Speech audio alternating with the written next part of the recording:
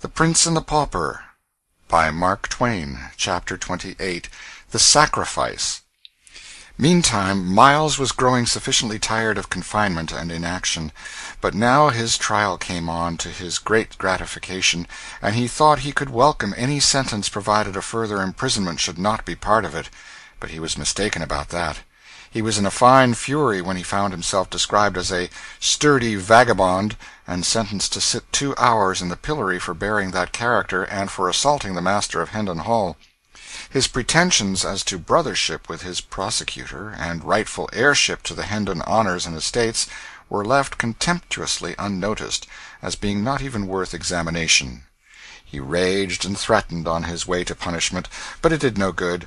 He was snatched roughly along by the officers, and got an occasional cuff besides, for his unreverent conduct. The king could not pierce through the rabble that swarmed behind, so he was obliged to follow in the rear, remote from his good friend and servant.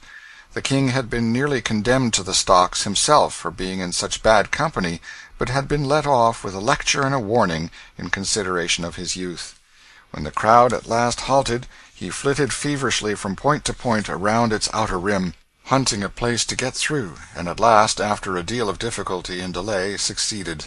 There sat his poor henchman in the degrading stocks, the sport and butt of a dirty mob, he the body servant of the King of England.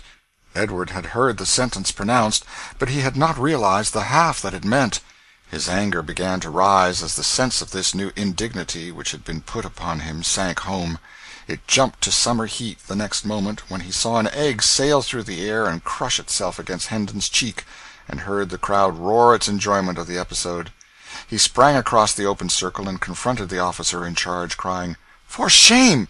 This is my servant! Set him free! I am the—" "Oh, peace!" exclaimed Hendon in a panic.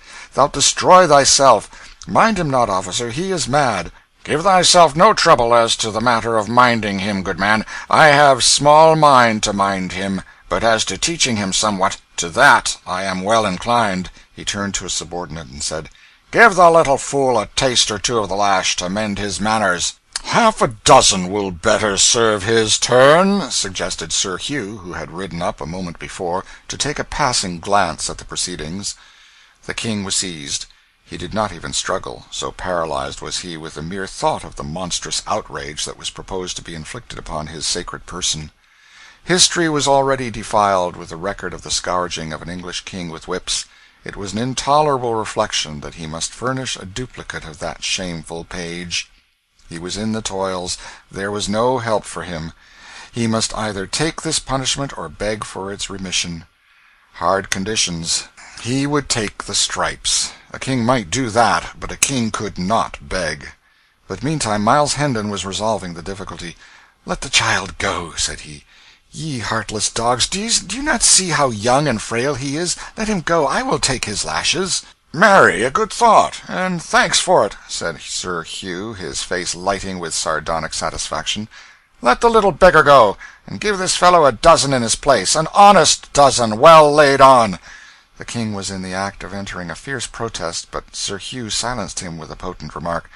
"Yes, speak up, do, and free thy mind. Only mark ye, that for each word you utter he shall get 6 strokes the more." Hendon was removed from the stocks and his back laid bare, and whilst the lash was applied the poor little king turned away his face and allowed unroyal tears to channel his cheeks unchecked.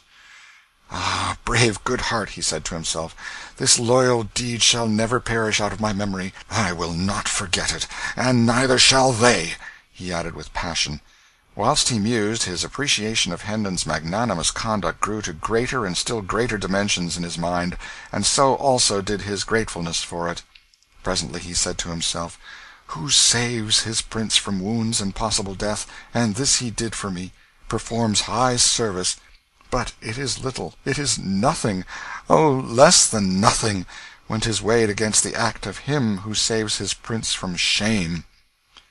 Hendon made no outcry under the scourge, but bore the heavy blows with soldierly fortitude. This, together with his redeeming the boy by taking his stripes for him, compelled the respect of even that forlorn and degraded mob that was gathered there, and its gibes and hootings died away, and no sound remained but the sound of the falling blows. The stillness that pervaded the place when Hendon found himself once more in the stocks was in strong contrast with the insulting clamor which had prevailed there so little a while before. The king came softly to Hendon's side and whispered in his ear, "Kings cannot ennoble thee, thou good, great soul, for one who is higher than kings hath done that for thee. But a king can confirm thy nobility to men." He picked up the scourge from the ground, touched Hendon's bleeding soldiers lightly with it, and whispered, "Edward of England dubs thee Earl." Hendon was touched. The water welled to his eyes, yet at the same time the grisly humor of the situation and circumstances so undermined his gravity that it was all he could do to keep some sign of his inward mirth from showing outside. To be suddenly hoisted, naked and gory, from the common stocks to the alpine altitude and splendor of an earldom seemed to him the last possibility in the line of the grotesque. He said to himself, "Now am I finely tinselled indeed. The spectre knight of the kingdom of dreams and shadows is become a spectre earl. A dizzy flight for a callow wing, and this go on, I shall presently be hung like a very maypole with fantastic gauds and make-believe honors. But I shall value them, all valueless as they are, for the love that doth bestow them. Better these poor mock dignities of mine, that come unasked, from a clean hand and a right spirit, than real ones bought by servility from grudging and interested power." The dreaded Sir Hugh wheeled his horse about, and as he spurred away, the living wall divided silently to let him pass, and as silently closed together again. And so remained. Nobody went so far as to venture a remark in favor of the prisoner, or in compliment to him, but no matter, the absence of abuse was a sufficient homage in itself.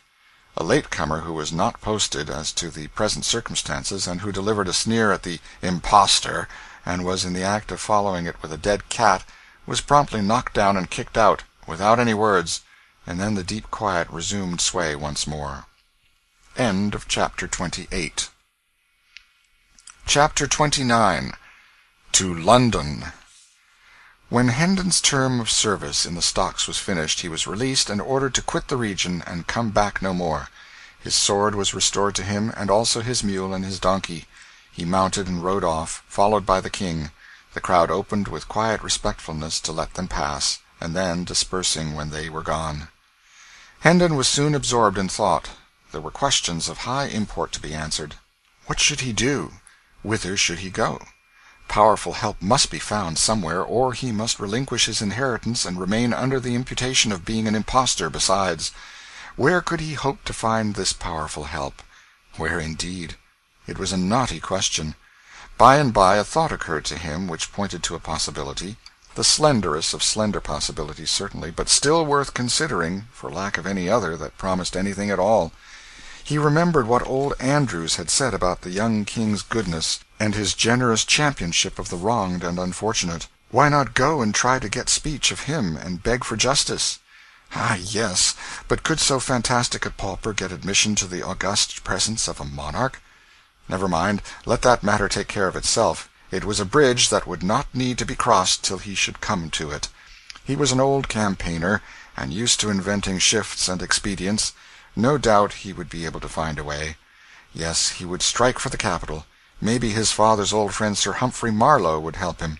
Good old Sir Humphrey, head lieutenant of the late king's kitchen, or stables, or something.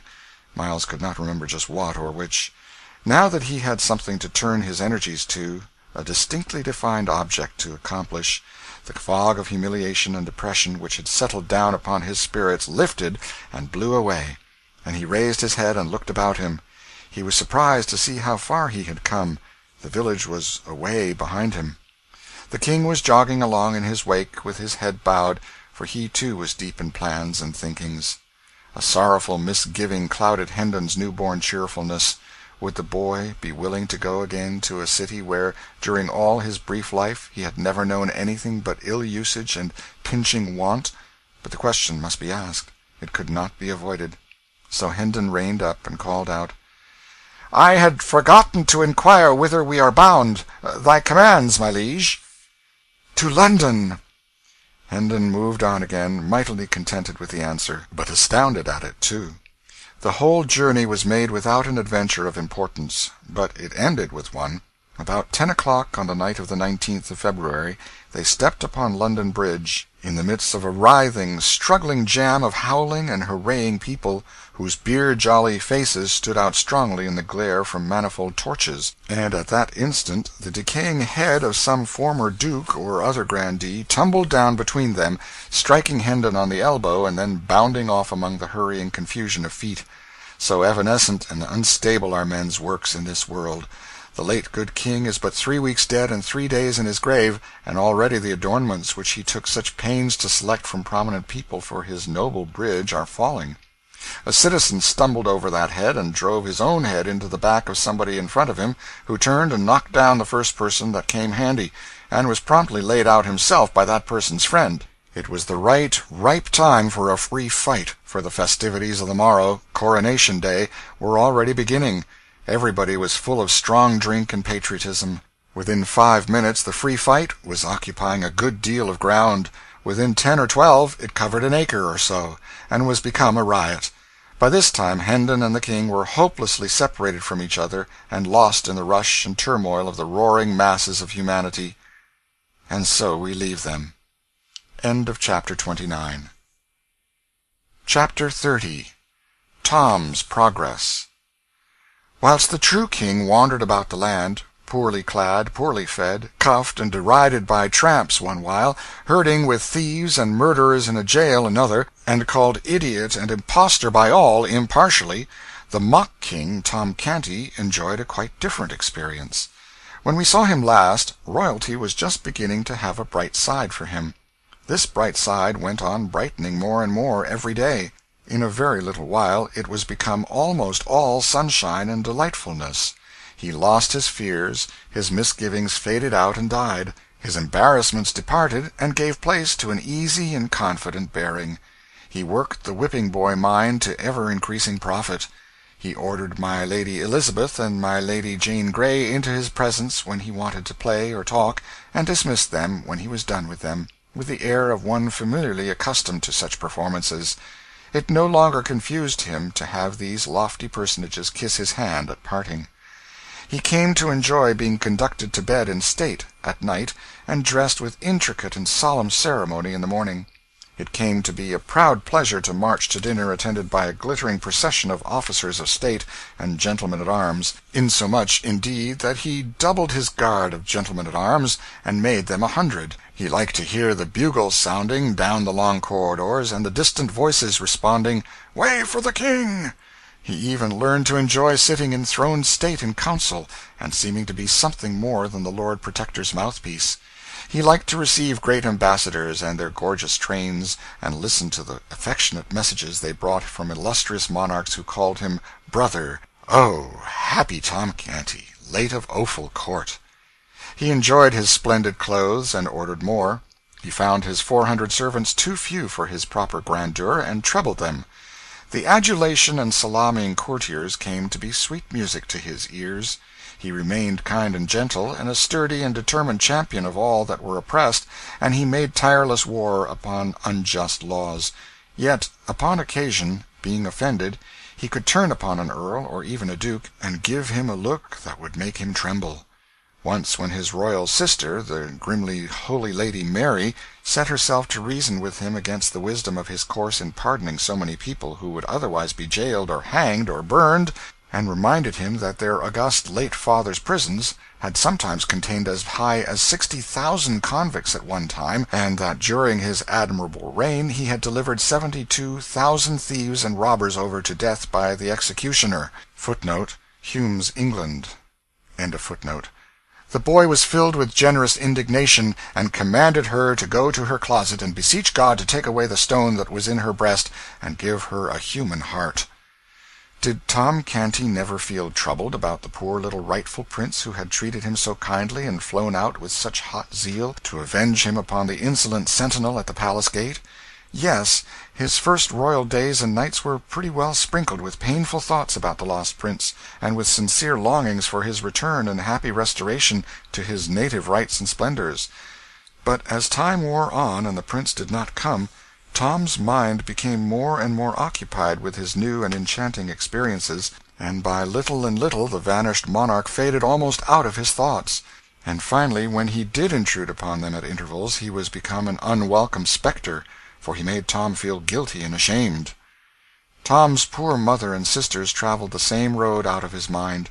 At first he pined for them, sorrowed for them, longed to see them; but later the thought of their coming some day in their rags and dirt, and betraying him with their kisses, and pulling him down from his lofty place, and dragging him back to penury and degradation and the slums, made him shudder. At last they ceased to trouble his thoughts, almost wholly, and he was content, even glad, for whenever their mournful and accusing faces did rise before him now, they made him feel more despicable than the worms that crawl. At midnight of the 19th of February, Tom Canty was sinking to sleep in his rich bed in the palace, guarded by his loyal vassals and surrounded by the pomps of royalty, a happy boy; for tomorrow was the day appointed for his solemn crowning as King of England.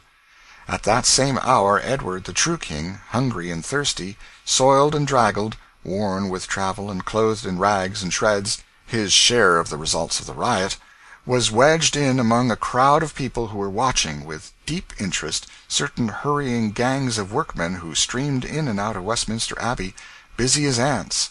They were making the last preparations for the royal coronation. End of chapter 30.